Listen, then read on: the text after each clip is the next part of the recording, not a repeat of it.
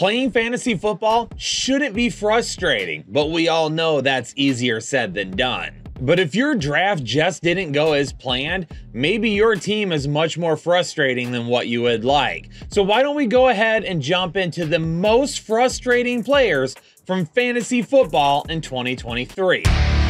Yo, what is going on, Headliner Nation? In today's video, I'm going to be going over several players who I'll be crowning the most frustrating players in fantasy football last season. These guys and their inconsistencies on a weekly basis just made it super tough to try and figure out, are you going to get a top 12 performance, or are they going to be at the bottom of the barrel that week? There's going to be some surprising names on this list that you probably weren't prepared for, and there's going to be a few guys that you'll be like, yeah, I absolutely was expecting that. But whoever you think is going to be on the list, hit the like button, subscribe if you're new here, turn on the bell notifications, so anytime we drop content, you'll know about it. And let's talk about the most frustrating players from last season, and we're going to start at the quarterback position. The first two quarterbacks up, Patrick Mahomes and Trevor Lawrence. And maybe Patrick Mahomes is throwing you off here a little bit. Maybe you weren't really anticipating his name being on the list,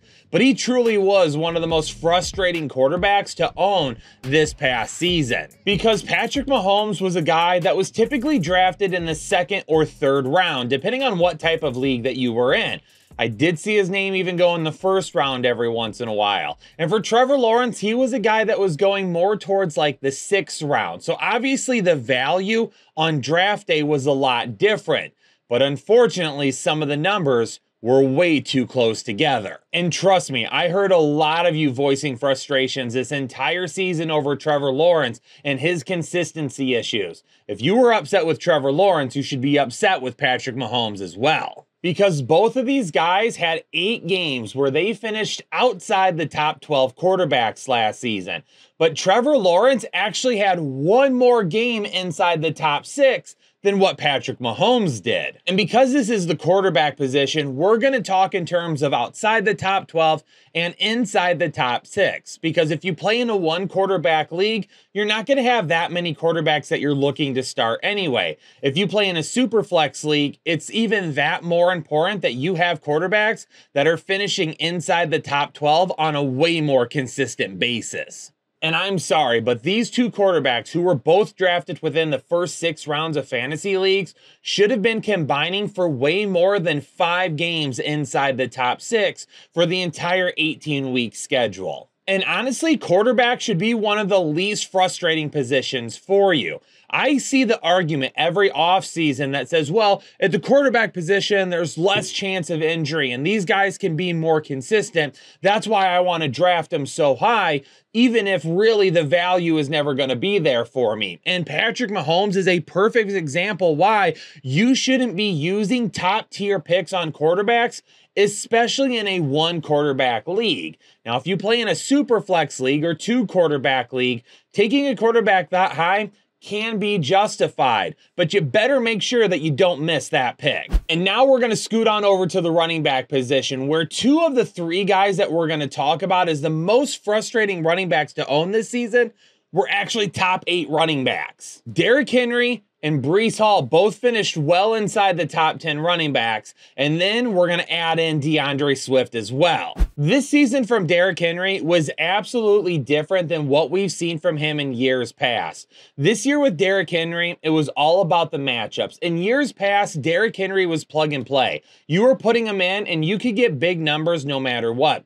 This year, it wasn't quite the same way. This year, if it was a good matchup, generally you were going to get good numbers. If it was a tough matchup or one that would result in negative game script, Derrick Henry definitely wasn't giving you what you needed. Derrick Henry had 6 games where he finished outside the top 24 running backs, and he only had 8 games where he finished inside the top 12. It was almost a literal 50-50 coin flip on whether or not you were going to get RB1 numbers from Derrick Henry, or you were going to get numbers that may not even be viable for your flex position. And while that was super frustrating for owners this past season, let's keep in mind that this Tennessee Titans offense was a lot different than what we had seen in years past.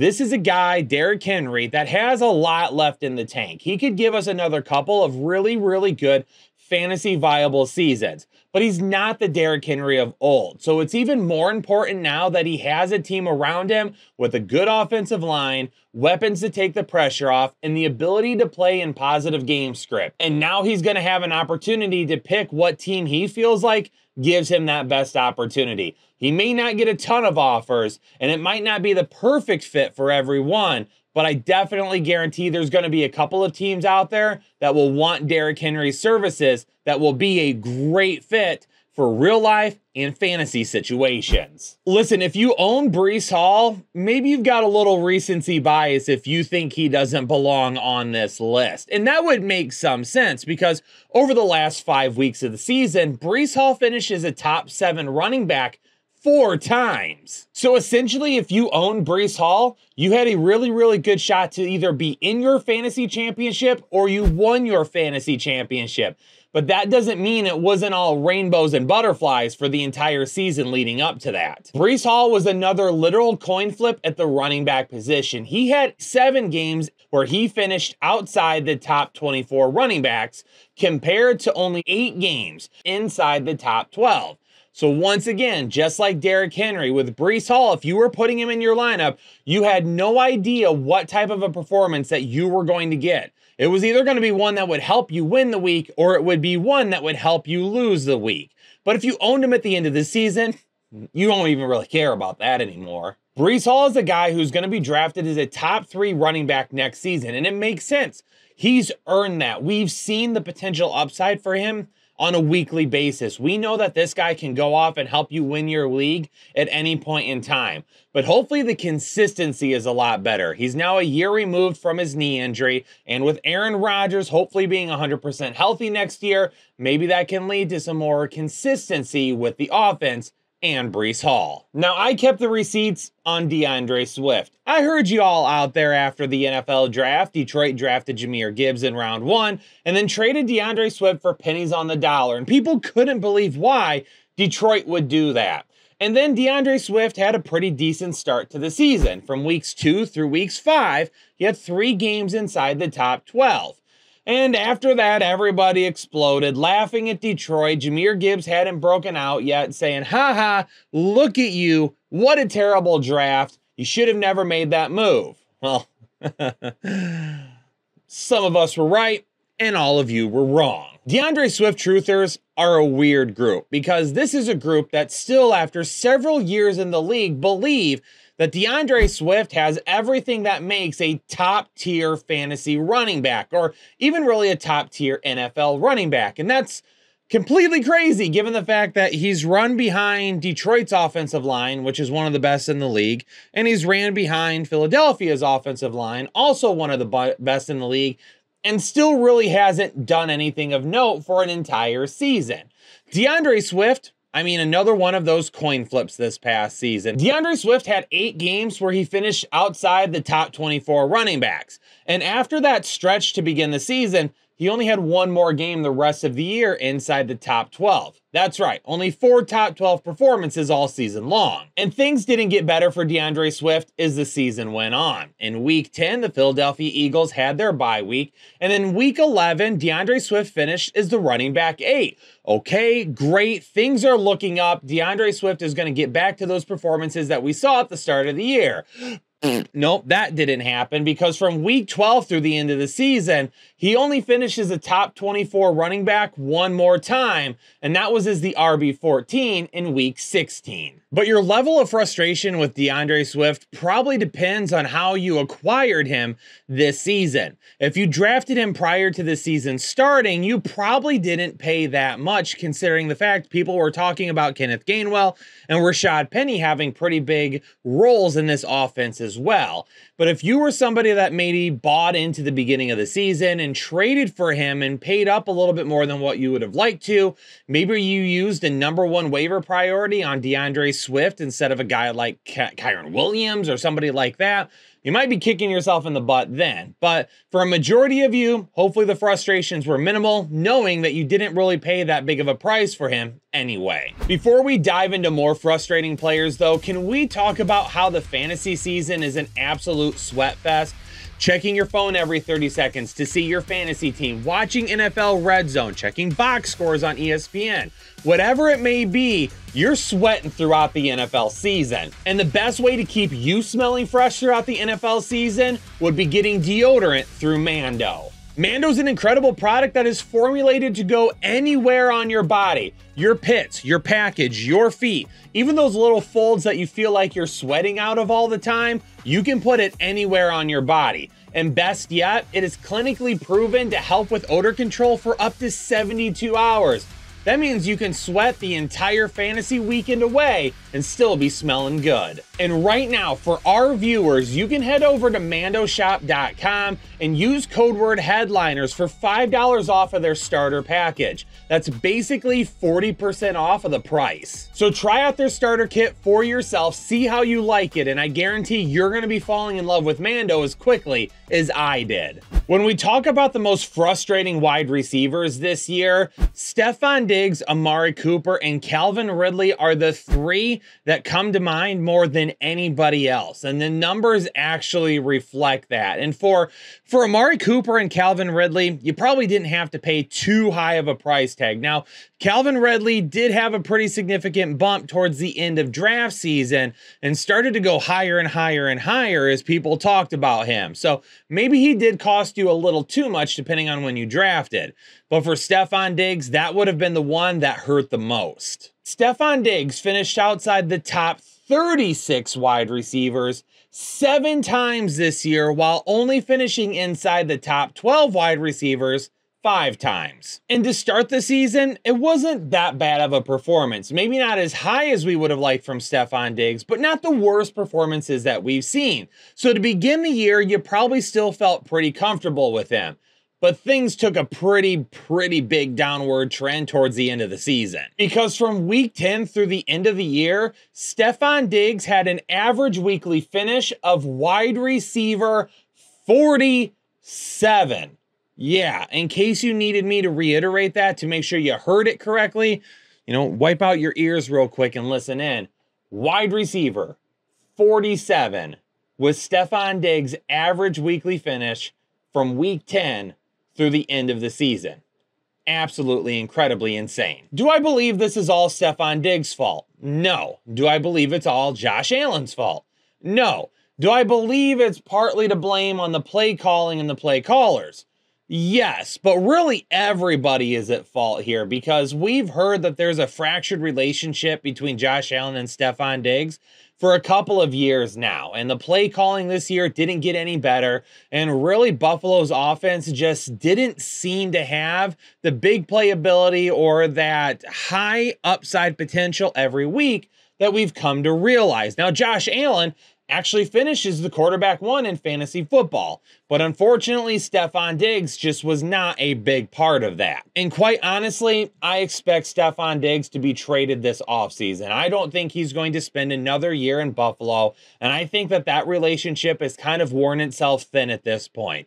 If he ends up ending in a much better situation, that would be great for us from a fantasy perspective, and maybe he's a guy that we go back to the drawing board with as another top 5 wide receiver pick. A guy that's drafted maybe towards the end of the first round or somewhere in the second round.